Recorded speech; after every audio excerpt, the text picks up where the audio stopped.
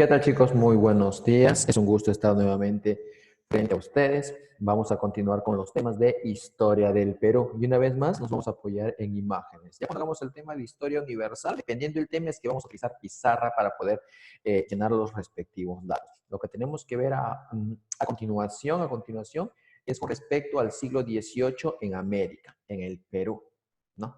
Antes de volver a tratar eso, primero veamos la siguiente imagen.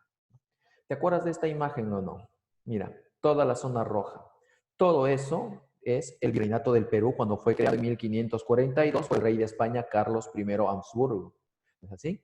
Te das cuenta de que toda Sudamérica, el Virreinato del Perú es gigantesco. En la parte superior, la Capitanía General de Venezuela, y la parte en verde viene a ser zona no explorada, es decir, la selva amazónica. Todo eso, la selva amazónica, la Capitanía General de Venezuela y el Virreinato del Perú, todo eso estaba bajo dominio español, mientras que esta parte que ves aquí de azul oscuro era de dominio de Portugal.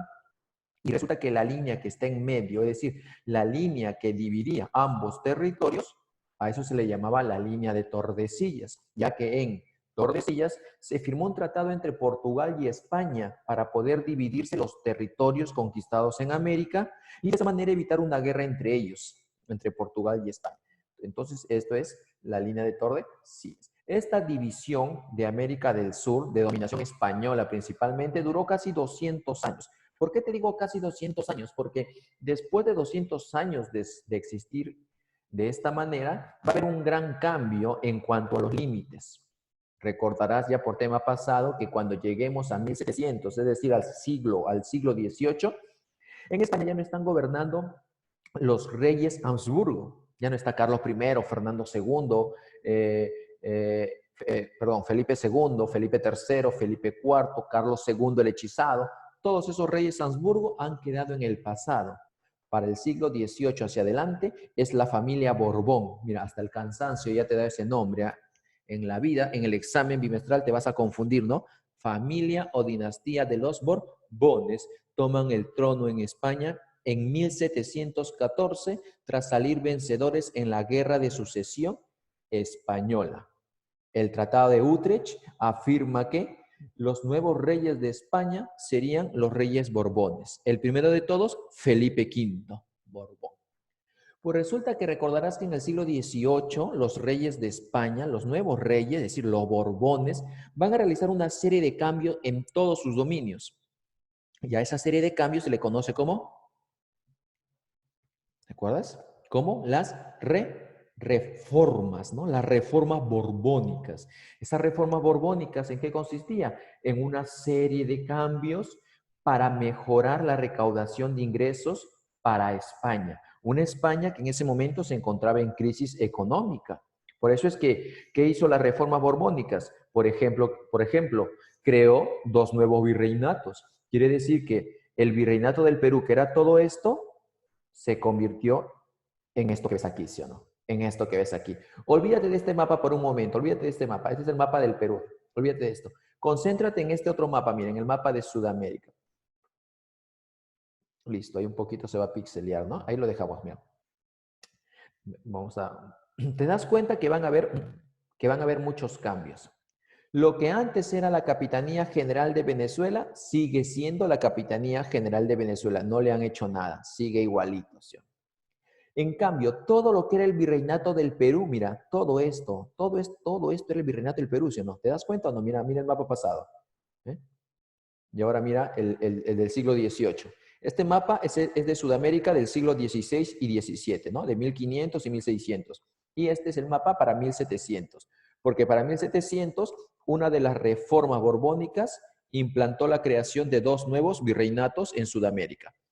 El virreinato de Río de Granada, aquí arribita, mira, lo que actualmente es Ecuador y Colombia, y hacia el sur se creó el virreinato de Río de la Plata, esta parte de aquí, actualmente Argentina, Paraguay y Bolivia, que también abarcó el virreinato de Río de la Plata. Aparte de crearse esos dos nuevos virreinatos, también se creó aquí, mira, esta línea, esta franja pequeña y delgada que tú ves aquí, se va a conocer con el nombre de Capitanía General de Santiago, o si quiere llamarle Capitanía General de Chile. Exacto, futuro país de Chile. De esa manera, le estaban quitando poder al virreinato del Perú, ¿sí o no? El virreinato del Perú ya no era el único, ahora habían 3 virreinatos. 1, 2, 3. Y existían 2 capitanías. 1, la de Venezuela, y 2, la de Chile. ¿Sí? Ahora, tú dirás, profesor, ¿y por qué yo acá en el mapa veo que los dominios de Portugal han aumentado? Porque en el anterior mapa usted muestra que dominios de Portugal solo era esta parte azul. Ahora yo veo en el siglo XVIII que los dominios de Portugal han crecido inmensamente. Exacto, tienes razón, ha crecido un montón. Y eso se debe al Tratado de San Ildefonso. ¿Escuchaste bien? Tratado de San Ildefonso. Lo que sucede es que España y Portugal, con el paso del tiempo, deciden firmar un nuevo tratado que reemplace al antiguo Tratado de Tordesillas. Ya sabes qué es el Tratado de Tordesillas. ¿No te acuerdas? Repito, mira. El Tratado de Tordesillas era el acuerdo que marcaba el límite, mira la flechita, que marcaba el límite de los dominios de Portugal, que venían a ser la parte azul, de los dominios de España, que era todo lo demás. ¿Sí? Por eso que esta rayita de acá, mira, esta línea imaginaria que existe acá se llamaba la línea de Tordesillas, porque fue implantado en el tratado del mismo nombre, quedó claro.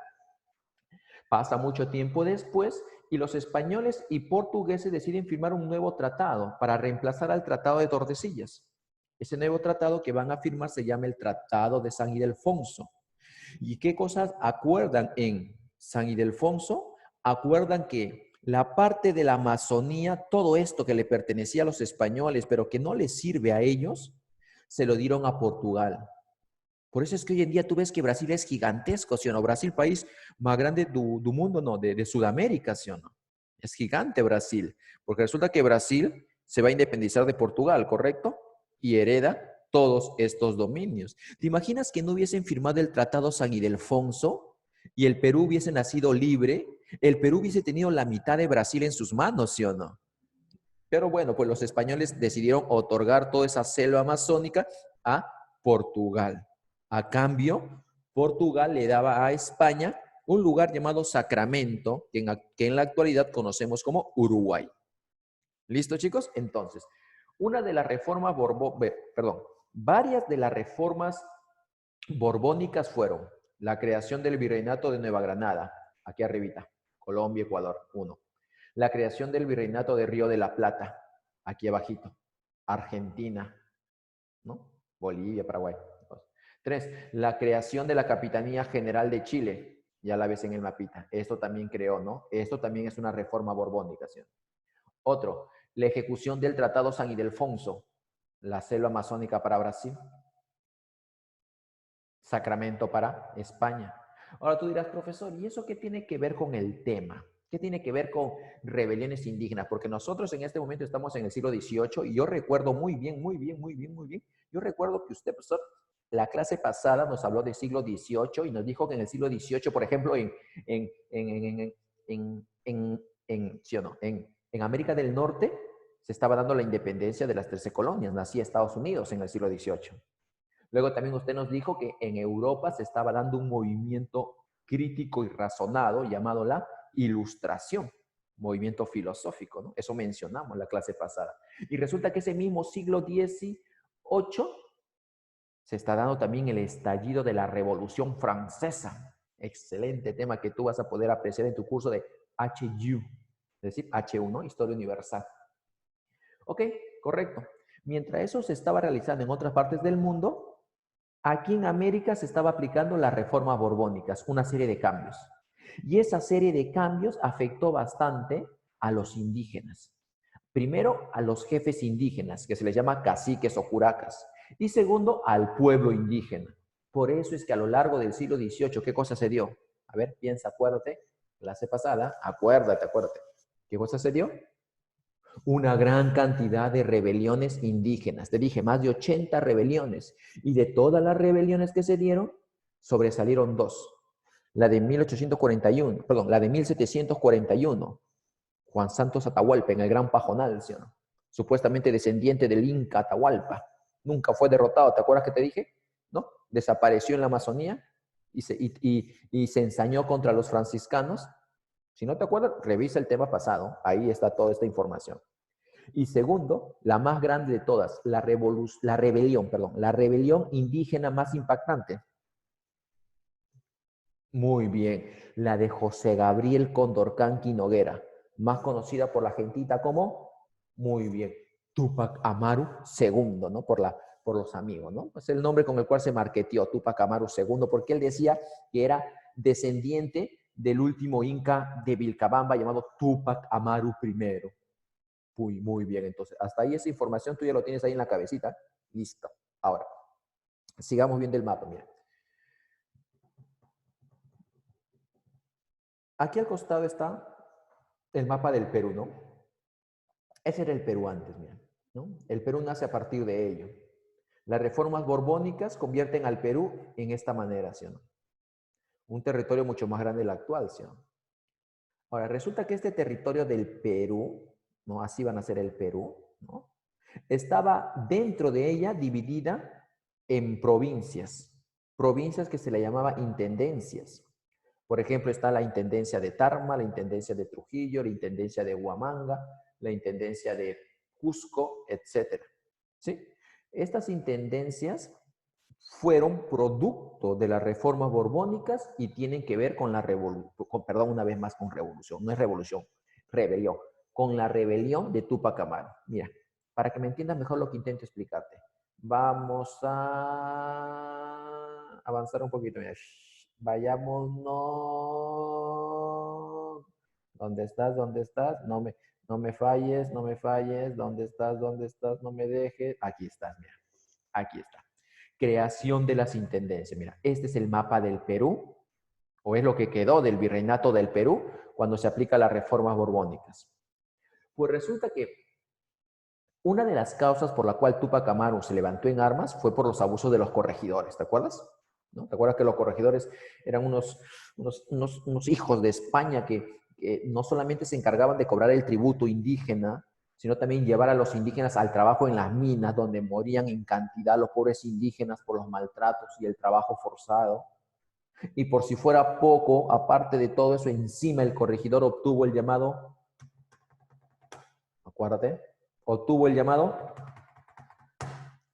reparto mercantil, ¿no? Aquel derecho por el cual el corregidor podía vender ciertos productos al indígena y el indígena tenía la obligación de comprarlo, ¿no? ¿Te acuerdas que te dije que a lo largo del siglo XVIII la gran cantidad de rebeliones indígenas que se dieron fue por muchas causas, pero algo que coincidían muchas de ellas eran los abusos del reparto mercantil?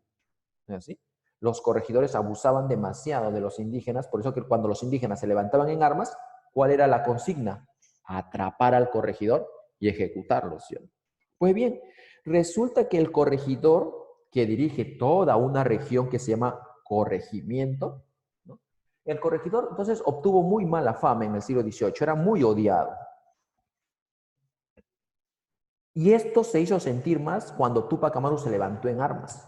Por eso es que cuando terminan por aplastar la rebelión de Túpac Amaru, esta noticia llega hasta España. El rey de España se entera de esta rebelión de Túpac Amaru y como que no le preocupó mucho, ¿no? Lo que más le preocupó, más que la rebelión, porque al final fue sofocada la rebelión rápidamente, no duró años, lo que más le preocupó al rey de España fue que se iniciara debido a los abusos de los corregidores, ¿sí? El rey de España entiende de que mis corregidores allá en América se han ganado mucho desprestigio, mucho desprestigio. Son muy detestados, muy odiados. Así que, caballero, ¿qué hay que hacer?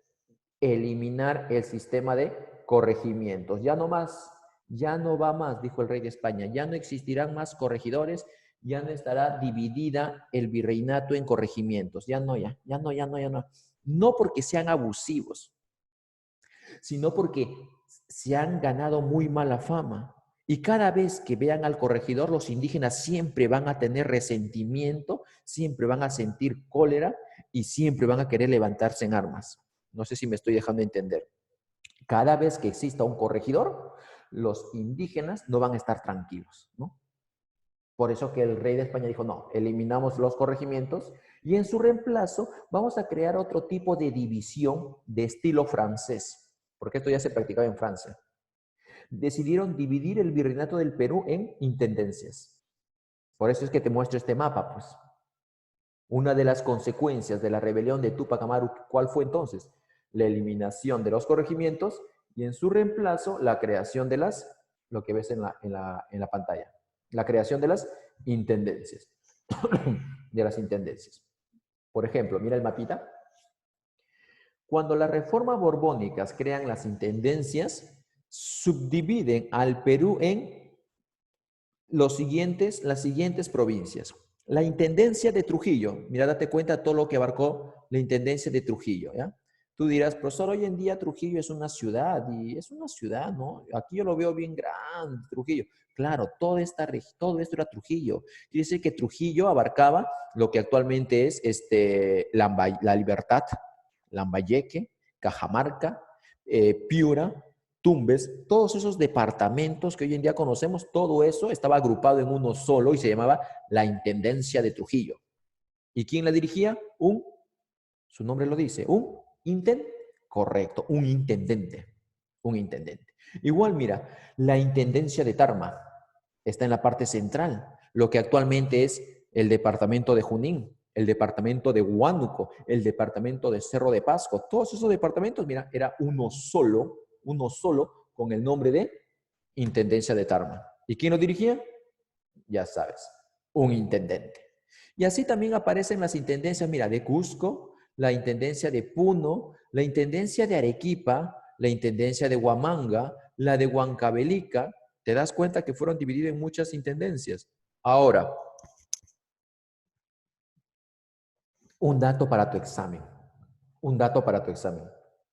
Más adelante, unos 80 años después más o menos, el Perú va a ser liberado, va a ser libre, proclama su independencia, nos liberamos de los españoles, expulsamos a esos hijos de España, ¿no? Los expulsamos, ¿ok? Los expulsamos.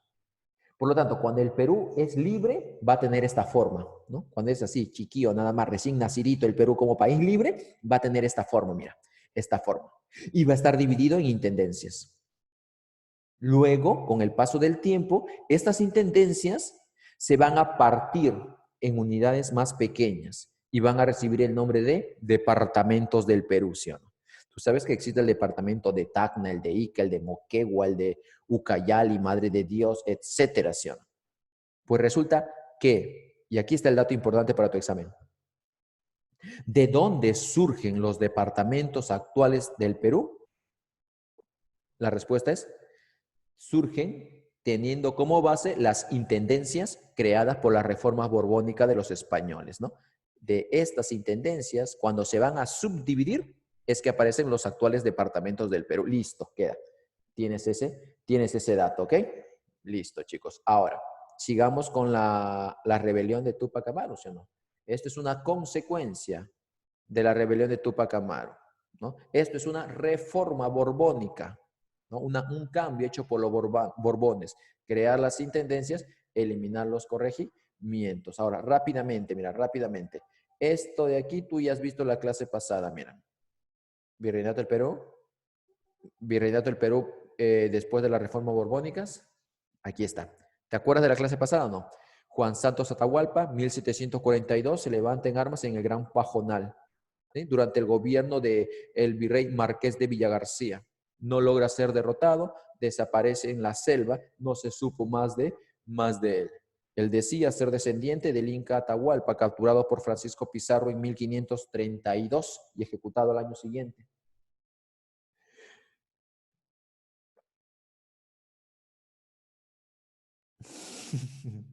Mientras que este otro personaje que ves aquí al costado viene a ser José Gabriel Condorcanqui Noguera, cacique de Surimana, Tungazuca y Pampamarca. Ojo, recuerda que se le dice cacique a los jefes de los pueblos indígenas, como una especie de alcalde. También reciben el nombre de curaca, por eso que acá dice curaca de Surimana. Le puede llamar curaca o cacique. Sucede que Túpac Amaru, acuérdate, era miembro de la nobleza indígena, ¿sí o no? Él es descendiente de indígenas, pero también descendiente de criollos. ¿Mm? No vayas a creer que Tupac Amaru era 100% indígena. No, no, no. Madi en Peruvian, no, no. 100% calidad no era Tupac Amaru, por si acaso. Tupac Amaru era un mestizo. Mestizo, profesor. Sí, un mestizo. Es decir, el resultado de la fusión entre un indígena y un descendiente de españoles. Por eso es que Tupac Amaru, por eso es que Tupac Amaru va a lograr por eso es que tú, un ratito, un momento, nos detenemos un ratito.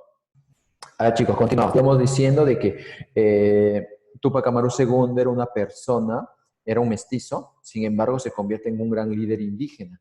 Él tiene raíces criollas españolas y tiene raíz nativa oriunda de estas tierras, es decir, raíz indígena. Por lo tanto, como él era miembro de la nobleza indígena, entonces él va a tener educación. Quiere decir que él va a ir a la escuela, no como la población indígena que tiene que dedicarse solamente a trabajar. Él es descendiente de la nobleza y por lo tanto él recibe educación, pero recibe educación española. Por eso es que lo ves vestido al estilo español, mira, con zapatos, con pantalón, con una especie de abrigo. Entonces, esa es una vestimenta tipo española. Y al ser curaca, él tenía buenos ingresos económicos. Por lo tanto, pobre no es, pero tampoco rico, adinerado, pudiente como un español, tampoco lo es. Este señor, por parte de su madre, era descendiente del último inca, llamado Tupac Amaru I. Por eso que como él es descendiente de la antigua nobleza inca, él reclamaba que los españoles reconozcan a sus antepasados y reconozcan sus derechos, el derecho que tiene él como miembro de la nobleza. Cuando se da la reforma borbónicas, se elevan los impuestos y esos impuestos elevados perjudican al comercio, porque Tupac Amaru era comerciante. Te dije que él era arriero, es decir, tenía una gran cantidad de mulas de carga para que transporten productos desde Cusco hacia Puno y de Puno hacia la actual Bolivia. Pero desgraciadamente las reformas borbónicas afectaron su comercio. Por eso que él lo que hizo fue reclamar en Tinta. Tinta. Sí, sí, Tinta. Tinta es una provincia del actual Cusco. Él protestó en Tinta, pero en Tinta no le hicieron caso. Entonces se fue al mismo Cusco. Y en mismo Cusco tampoco le hicieron caso a sus protestas. Por eso que luego bajó a Lima, a la capital del virreinato. Y protestó en Lima por lo que le estaban haciendo, porque las reformas afectaban su comercio, que deben reconocer mis antepasados miembros de la nobleza, debo tener más derechos. Pero como en Lima tampoco le hicieron caso, entonces José Gabriel Condorcanqui dijo, bueno, yo lo intenté. Estos quieren golpe. Estos quieren golpe. Tupac Amaru, date cuenta que en un primer momento evitó un enfrentamiento. ¿Sí? Él intentó conversar, pero como te digo, ni en Tinta, ni en Cusco, ni en Lima hicieron caso a sus protestas. Por eso que Tupac Amaru, de regreso a Cusco, decide levantarse en armas. Ojo, ojo, decide levantarse en armas Tupac Amaru no solamente porque las reformas borbónicas estaban afectando su bolsillo, no, sino también porque él está cansado de ver que los corregidores abusan y explotan de sus hermanos indígenas, porque él tampoco no era indiferente, tampoco no digamos, como él tenía buena posición, entonces no le interesaba el resto. No, no, no, él es nativo de estas tierras, ¿no? Por lo tanto, él ve con malos ojos cómo los españoles maltrataban a la pobre población indígena. Tupac Amaru, José Gabriel, se siente identificado con ellos, a la vez que se va decepcionando cada vez más de los españoles. Por eso que al final se levanten armas por, uno, la reforma borbónica que lo afecta. Dos, los abusos de los corregidores. ¿No? Tres, el tributo indígena, el reparto mercantil. Todo ese tipo de abusos, Tupac Amaru dirá, basta ya. Y se levanta en armas. Ojo, cuando Tupac Amaru se levanta en armas, hay que recordar que se inició con el pie derecho, es decir, muy bueno, muy buena manera. Rápidamente se expandió. Ahorita lo vamos a ver. Ahorita lo vamos a ver. Esto ya lo vimos en la clase pasada. Reforma borbónicas. ¿Acuerdas o no? Repaso veloz, dime. ¿Quién inició las reformas? Felipe V. ¿Quién realizó la mayor cantidad de reformas? Carlos III. Listo. ¿Qué movimientos influenciaron en las reformas borbónicas? La Ilustración y el liberalismo. ¿A quiénes afectó las reformas borbónicas? Principalmente al indígena, ¿no? Porque lo golpeó mediante la mita minera, sobre el alza de impuestos, sobre el trabajo en los talleres. Recuerda que un obraje era un taller textil. Y eso que no hemos puesto ahí también, el reparto mercantil, ¿no? Que es otro abuso más. A los criollos también les empezó a afectar, en menor medida, claro. Al español, no mucho, no mucho. ¿Ok? A todos les afecta, pero de acuerdo a su posición, ¿no? Como si fuera ¿no? una lluvia, a él le afecta, pero en gotas, ¿no? A él le afecta pues ya en una pequeña llovizna, en cambio le cae el huaico, ¿ya? Al indígena, ¡pum!, con todo lo afectó esta reforma borbónica. Ahí está Juan Santos Atahualpa, el gran pajonal. Tú esta información ya la has copiado de la clase pasada. Aquí tenemos a Tupac Amaru en su postura occidental, ¿no? Recuerda que él hasta muy grande, muy mayor, muy adulto, él tenía las costumbres europeas, la costumbre española, porque él lo han criado a la española. A eso se le llama occidentalizar. Él estudió en la escuela de sacerdotes que había en Cusco. Y por lo tanto, se le dio él hablaba tanto el español como la lengua nativa de aquí, ¿no? El quechua. Este personaje se va a casar con una señora que le va a dar 3 hijos, ¿no? La gran Micaela Bastida, todo un orgullo para el género femenino, debido a la lucha incesante que realizó junto a su esposo, intentando vencer a los españoles. Acciones. ¿Hasta aquí hemos visto la clase pasada o no? Hasta aquí hemos visto la clase pasada. Hasta aquí has apuntado en tu cuaderno, yo te pedí en esa oportunidad. Luego de ahí, un ejemplo de las intendencias, ¿no? Ya te expliqué esto.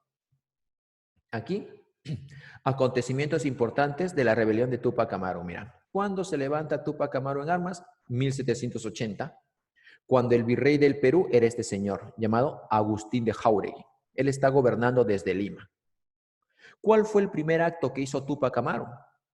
4 de noviembre, no, 1780. ¿Cuál es el primer acto que hace Tupac Amaru? Se levanta en armas un 4 de noviembre en la provincia de Tinta, que se encuentra en Cusco.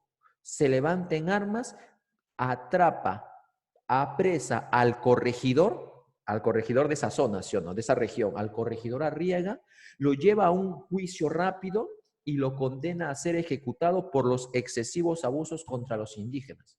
Y de esa manera, la revolución ya estaba, perdón, la rebelión ya estaba en marcha.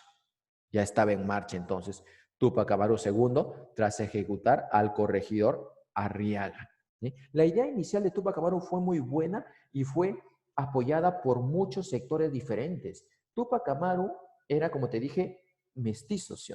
Claro, tiene sangre indígena, por supuesto, por parte de su madre tiene sangre indígena, por eso que se convierte en un líder indígena.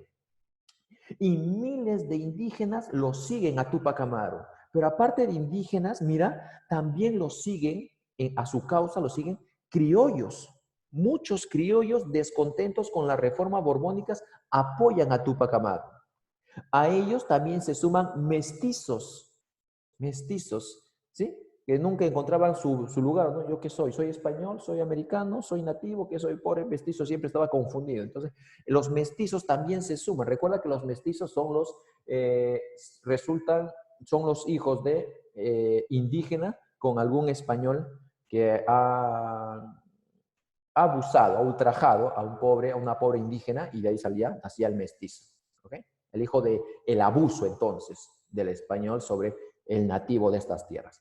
Por lo tanto, el indígena, muchos criollos, muchos mestizos y los esclavos. Sí, esos hombres de raza negra que habían llegado junto a los españoles y que habían llegado como esclavos, también se sumaban a la causa. Por lo tanto, si tú lo ves desde este punto de vista, al parecer este levantamiento armado va a ser todo un éxito, porque es una lucha de todas las sangres, todos están a favor.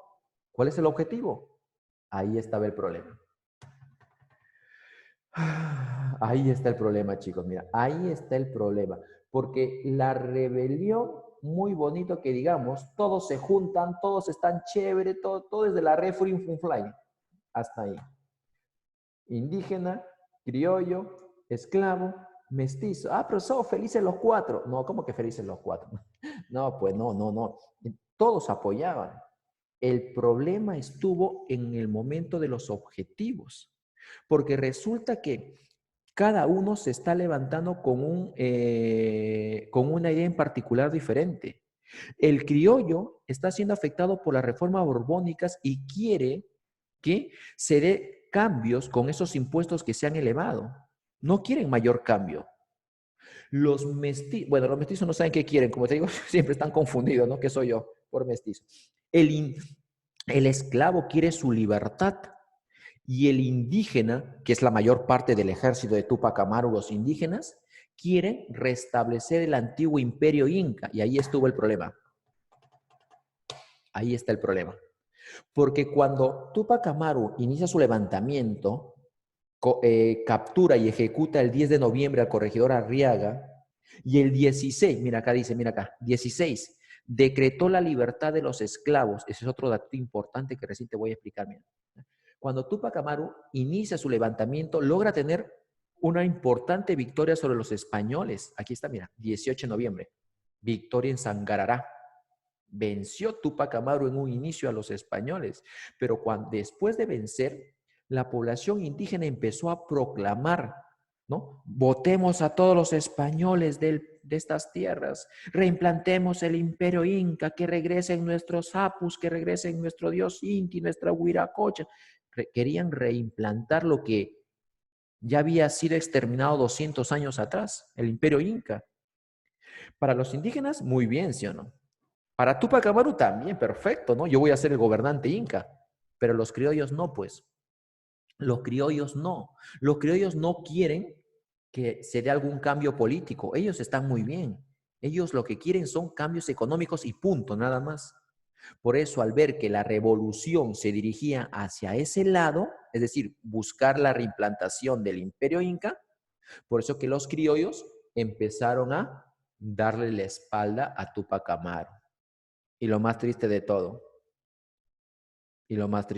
chicos, que dentro de las filas de los indígenas, no todos los indígenas apoyaban a Túpac Amaru. Y eso fue una de las principales causas por la cual fracasa su levantamiento.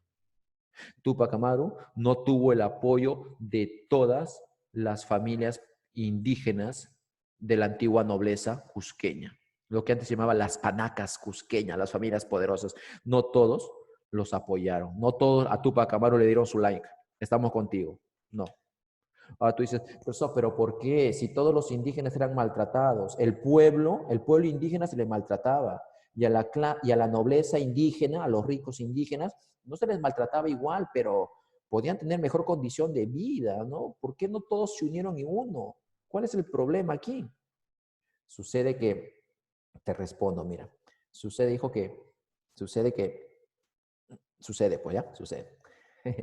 Sucede que muchos jefes indígenas, así como Túpac Amaru, que es curaca, que es cacique, así otros caciques indígenas, no reconocían a Túpac Amaru como un verdadero líder indígena.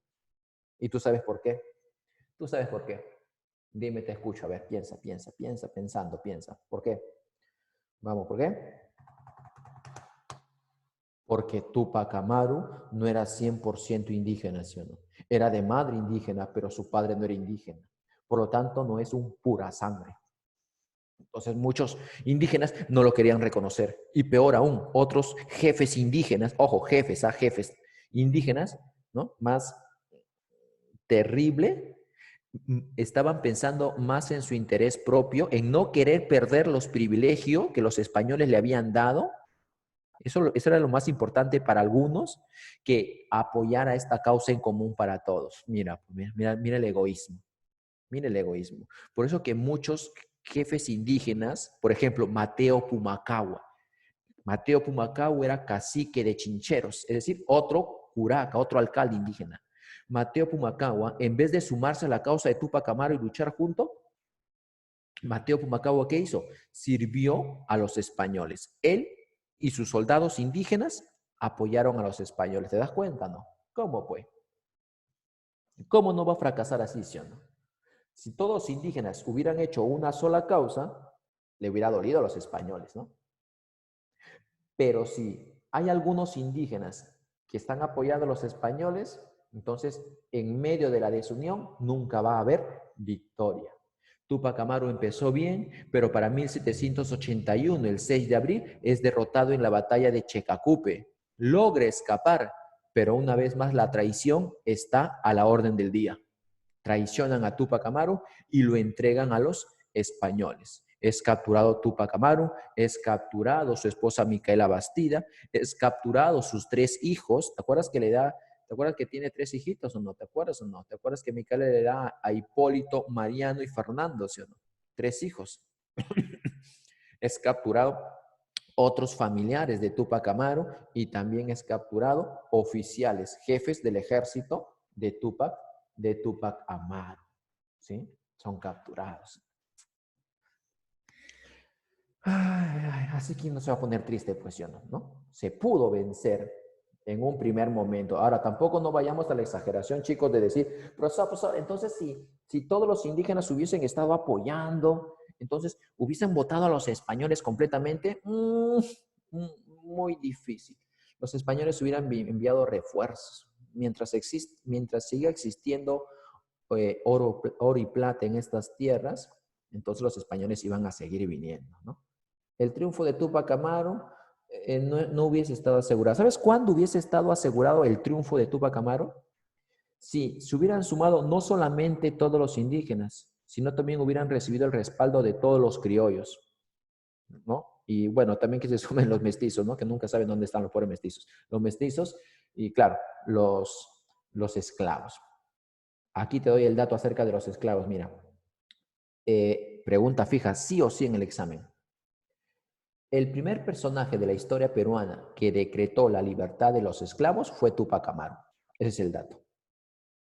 Profesor, ¿al final se logró cumplir eso? Obvio que no. Si Túpac Amaru fue derrotado, entonces nunca se dio la libertad a los esclavos, ¿sí? No. Esto quedó en la anécdota, nada más como que tuvo la intención Túpac Amaru, pero al final no se logró. Más adelante, a ver, vamos a ver, unos 40 años después, ojo, 40 años después, don José de San Martín está llegando al Perú, está proclamando nuestra independencia y ese San Martín, ojo ya, pero 40 años después de Túpac Amaru, está proclamando la libertad de vientre. 40 años después. Por eso, libertad de vientre, no entiendo.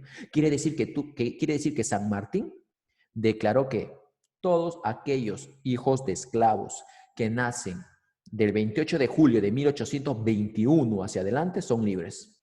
Eso se le llama libertad de vientre. Es decir, los nacidos después de la proclamación de la independencia ya no son esclavos. Ahora tú dirás, profesor, pero eso como que alegra, pero alegra a medias, porque está dando libertad a los que a los que nacen, pero ¿y qué con los que están vivos? Se supone que hay miles de esclavos. ¿Esos no van a ser libres? No, desgraciadamente no todavía. Va a pasar mucho tiempo después, para ser preciso, 40, sí, más o menos 40 años, 45 años después de San Martín, ¿no? Después de San Martín, llega la presidencia del Perú, ¿no? Cuando ya el Perú es un país libre, independiente, llega la presidencia Ramón Castilla. Y el presidente Ramón Castilla es el que termina de dar la libertad total a todos aquellos que continúen siendo esclavos, ya no más. ¡Fum! Eliminó la esclavitud totalmente. A eso se le va a conocer como manumisión, la manumisión de esclavos. Eso lo vamos a ver más adelante. Ahorita el dato importante aquí que te estoy diciéndote es que Túpac Amaru II fue el que dio el que decretó la libertad de los esclavos, pero que al final no se llevó a cabo. Antes que Castilla, antes que San Martín, Túpac Amaru quiso dar la libertad, no se logró. ¿Ok, chicos? Por lo tanto, quedó claro esta línea de tiempo, ¿sí? La rebelión de Túpac Amaru se da en 1780 y se extiende hasta el año siguiente, nada más, hasta el 81. El 4 de noviembre se levantan armas en Tinta, provincia de Cusco. Días después ejecuta al corregidor Arriaga, decreta la libertad de los esclavos y luego sale venciendo en la batalla de Sangarará a los españoles. El error de Túpac Amaru, que después de esa victoria no tomó la ciudad de Cusco. Por más de que su inteligente esposa, como siempre la mujer muchas veces más sabia que el varón muchas veces nos dejamos llevar por nuestra emoción y medio brutos somos hay veces, ¿no? La mujer más sabia le decía, ¿no? Micaela le decía a Túpac Amaru, le decía papi, ¿no? De cariño, ¿no? Papi, mira, hay que tomar Cusco, papi, porque ya es hora, ya Cusco es una plaza importante, dice. Pero Túpac Amaru decidió no atacar Cusco, decidió atacar lugares, ¿cómo te digo? Lugares vecinos a Cusco, y de esa manera perdió. ¿Perdió por qué? Porque desde Lima es el virrey, aquí está el virrey, ¿sí? Agustín de Jáuregui envió tropas de refuerzo. Y esas tropas que salen de Lima y suben a la sierra necesitan un lugar donde llegar para establecer su base. Y dime, ¿a dónde llegaron? Correcto, llegaron a Cusco. Y desde Cusco se organizaron y salieron a buscar a Túpac Amaru. ¿Te das cuenta del error de Túpac Amaru o no?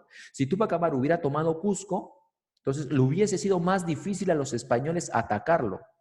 Pero Túpac Amaru cometió el error de no hacer caso a su esposa. ¿Por qué no hacen caso a la esposa? La esposa muchas veces más inteligente, más sabia, ¿ve? La mujer.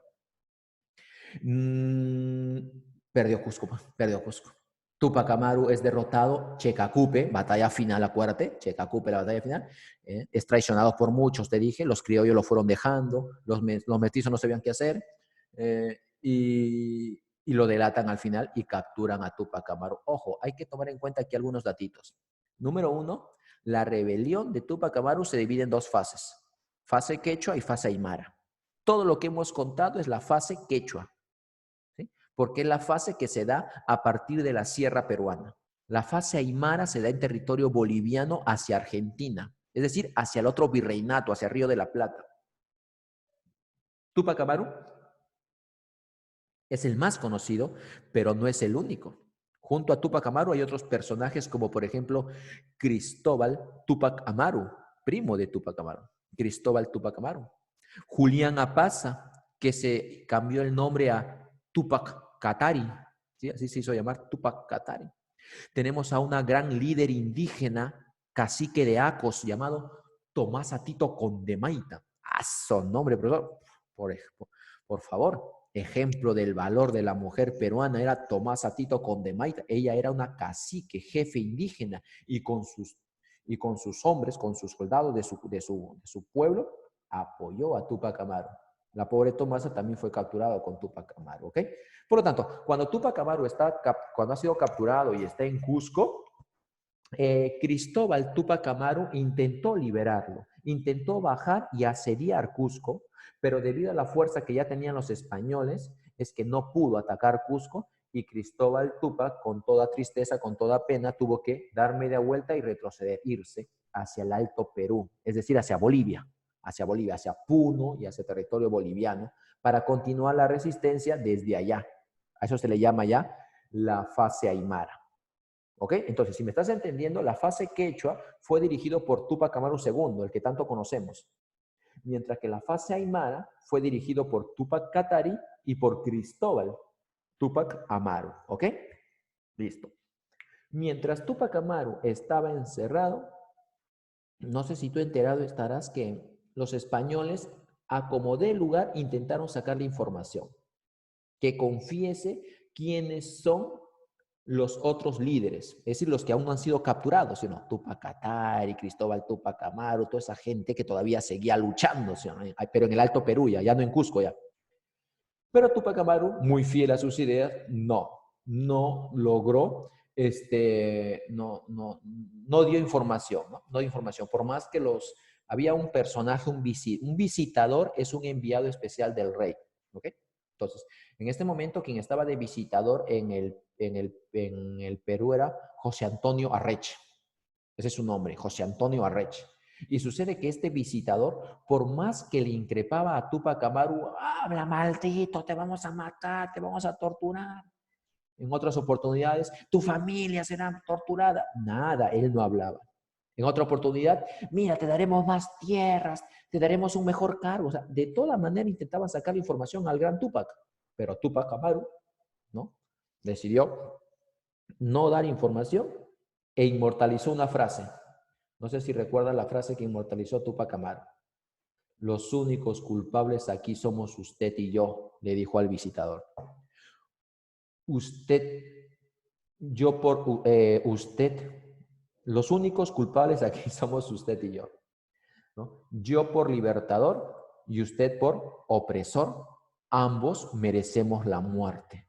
Usted por opresor y yo por libertador, ambos merecemos la muerte. Usted por oprimir a mi pueblo y yo por intentar liberarlo, ambos somos culpables aquí, ¿sí? Por lo tanto, ambos merecemos la muerte. Al ver que Túpac Amaru no iba a dar el nombre de sus cómplices, entonces lo van a ejecutar junto a su familia, ¿no? Un triste final de Túpac Amaru. Mira, en este mapa podemos ver la ruta acerca de la rebelión de Túpac Amaru. Mira, la primera etapa dice línea punteada, quiere decir que se desarrolló aquí nada más. Mira. La segunda etapa es la línea media naranja, ¿sí? Que te das cuenta que se extiende hasta Lampa. Entonces, todo este lugar es mucho más extenso. Victoria de Túpac Amaru, triunfo de los españoles y al final en Langui, aquí está, mira, en este pequeño lugar es donde van a capturar a Túpac Amaru. Como te dije, en un primer momento le fue muy bien a Túpac Amaru, venció en Sangarará, se levantó en Tinta, decretó la abolición de la esclavitud, ejecutó al corregidor Arriaga, pero al final traicionado, es derrotado en Checacupe y capturado, ¿no? Bueno, algunos datos de Juan Santos Atahualpa y Túpac Amaru. Juan Santos Atahualpa. Quiero regresar a... ¿Dónde estás? Un ratito, esperemos. El mesianismo, todavía no quiero llegar a eso. También tienes que saber qué cosa es ello, ¿ya? El mesianismo. A ver, el mesianismo, la lucha. Esto ya dijimos, ya, ¿no? Estaba en Tinta, volvió la Mita, volvió las encomiendas, su ejército era de 17,000 hombres, al final fue capturado y ejecutado junto a su familia. Mira esta escena de acá, ¿no? Esta escena, bueno, es un gráfico un poquito exagerado, pero más o menos la idea es esa. A Túpac Amaru lo van a amarrar en sus extremidades a 4 caballos que apuntaban a diferentes direcciones. El objetivo era que en medio del público, Túpac Amaru sea ejecutado de tal manera que dé un escarmiento, para que el pueblo indígena se asuste, se impacte y no intente volver a levantarse contra los españoles. La ejecución de Túpac Amaru tiene que ser un escarmiento, decía el rey Agustín de Jáuregui, que estaba en Lima. Por eso que Túpac Amaru fue capturado, fue amarrado a 4 caballos y los caballos fueron jalados hacia las 4 direcciones. Sin embargo, Túpac Amaru no pudo ser descuartizado. Claro, le quebraron las articulaciones, sí, durante este intento, pero no pudieron arrancarle los brazos y las piernas, ¿no? Las extremidades no lograron. Por lo tanto, como no lograron arrancarle las extremidades, lo que hicieron fue al final cortarle las extremidades. Las extremidades fueron cortadas como una especie como machete, lo cortaron y fueron exhibidos en diferentes plazas para que vean cómo quedará todo aquel que se levante contra los españoles. El resto del cuerpo fue quemado. Ahora, un datito, antes de que a Túpac Amaru le hagan esto, que parece muy atroz, muy cruel, lo más atroz para Túpac Amaru fue antes de su ejecución. Porque recuerda que Túpac Amaru fue el plato de fondo. Sí, el plato de fondo. Quiere decir que antes que él ejecutaron a sus oficiales, a sus amigos y a su propia familia. Túpac Amaru, y creo que este es el peor dolor que puede sufrir un padre, mira, Túpac Amaru tuvo que observar, ver con sus ojos la ejecución de sus 2 hijos mayores. ¿Te acuerdas que tuvo 3 hijos? El menor no, porque el menor era todavía muy pequeño, por lo tanto la iglesia le dio protección. No libertad, sino, pero al ser muy pequeño no debía ser ejecutado de esa manera. En cambio, a los 2 mayores se les va a ejecutar. ¿No? Se les va a cortar la lengua. ¿Sí? Imagínate, ¿no? Tú estás ahí parado y ves cómo a tu familia les empiezan a cortar la lengua y luego los ejecutan. Luego a su esposa Micaela Bastida, también igual. Se le quiso descuartizar con una soga, ¿no es así? Ahorcar. Pero sucede que la historia nos cuenta que el cuello, ¿no? El cuello de Micaela Bastida era tan delgado que por más que sujetaban la cuerda, no lograba hacer presión, no lograba ahorcarla. Por lo tanto, como Micaela Bastida no moría mediante el ahorcamiento, al final la soltaron, la tiraron al piso y a punta de patadas, alucínate, a punta de patadas, en el piso, la remataron para que muera Micaela Bastida. Todo eso vio Túpac Amaru. Sí, y todo eso también tuvo que ver el menor de sus hijos, el pequeño. Imagínate cómo habrá quedado traumado el pequeño, ver cómo mataron a sus hermanos, cómo mataron a su madre y luego cómo matan a José Gabriel Condorcanqui y a Túpac Amaru, ¿no es así? Los españoles tenían que dar una lección. Túpac Amaru, muy recordado hoy en día entonces por nosotros, por este intento de resistencia contra el abuso español. Él pone la primera piedra. Por eso que a partir de la rebelión de Túpac Amaru hacia adelante, lo conocemos en nuestra historia lo conocemos con el nombre de el proceso de emancipación. Sí, el intento de liberación. Desde Túpac Amaru hasta que vencemos en Ayacucho a los españoles y proclaman nuestra independencia. Toda esa historia. ¿Ok, chicos? Entonces, quedó claro esta parte, ¿sí? Consecuencias. La clase pasada lo habíamos mencionado, ¿te acuerdas?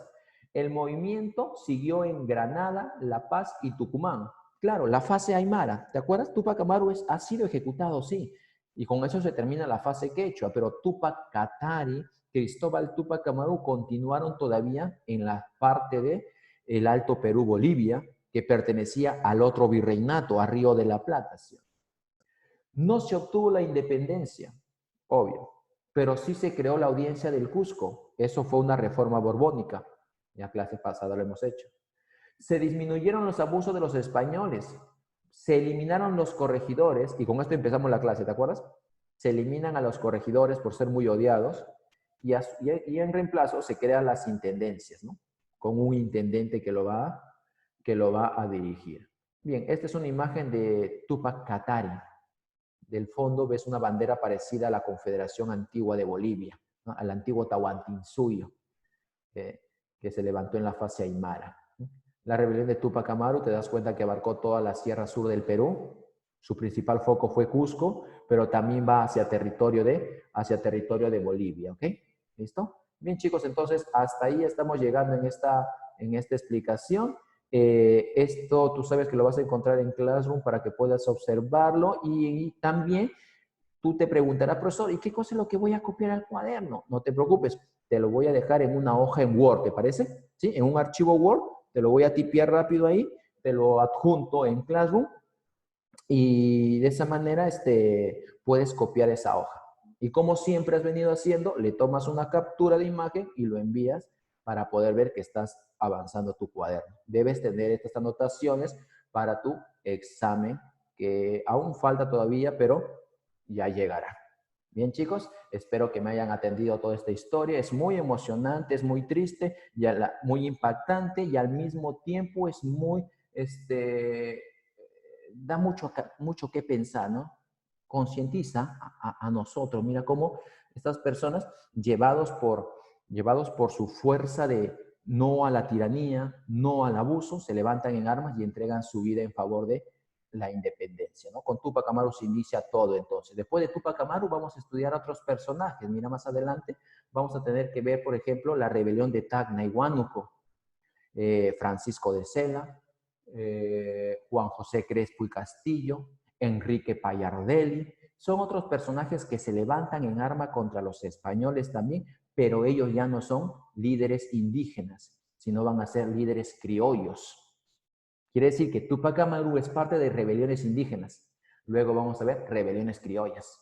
Y es ahí donde vamos a ver, por ejemplo, a los hermanos Angulo, vamos a ver a Mariano Melgar, vamos a ver a Mateo Pumacahua. Por eso, ¿Mateo Pumacahua no era un indígena? Sí, sí era un indígena. Un indígena que cometió el error de luchar contra otro indígena, contra Túpac Amaru, ¿sí?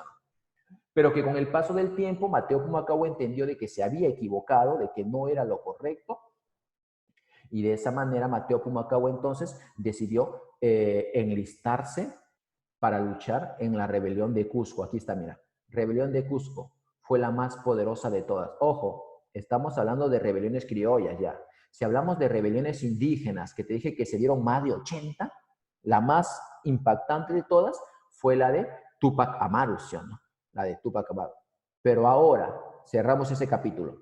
Ahora, hablamos de rebeliones criollas. Vamos a ver la rebelión de Francisco de Sela en Tacna. Vamos, mira, en 1811. Aquí está Francisco de Sela. Uno. Luego vamos a ver la rebelión criolla de 1812 en Huánuco, ¿sí? La de Juan José Crespo y Castillo. Luego vamos a ver la rebelión de Tacna nuevamente en 1813, dirigido por los hermanos Payardelli.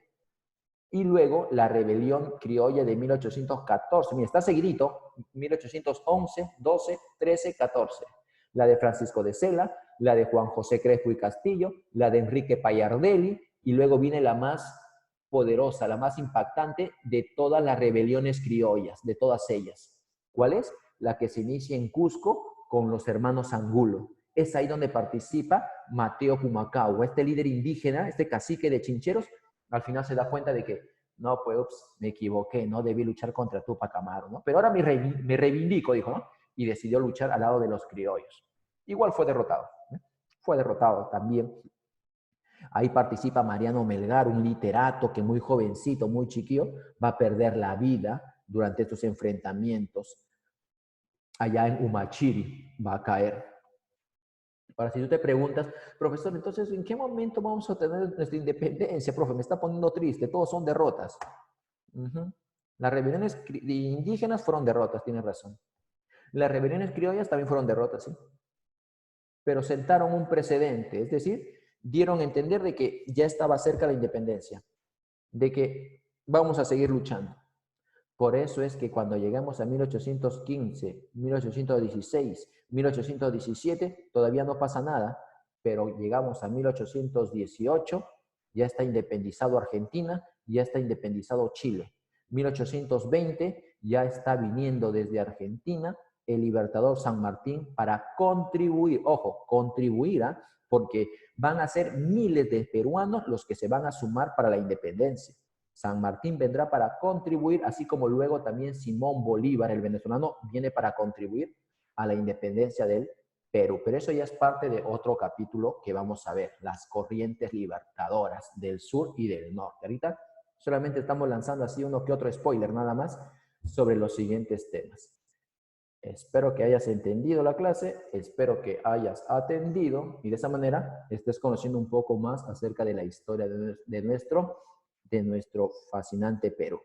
¿Listo, chicos? Sin más que decirles, nos estamos despidiendo, nos vemos en la siguiente clase, cuídense mucho, sigan ahí en la cuarentena, que ya no es cuarentena ya es demasiado tiempo ya, pero sigamos ahí en casa, no te estreses, convive más con tu familia, respeta, obedece a tus padres, quiérelos mucho, que te vaya bien, ¿ok? Nos vemos, chicos. Hasta luego, nos vemos.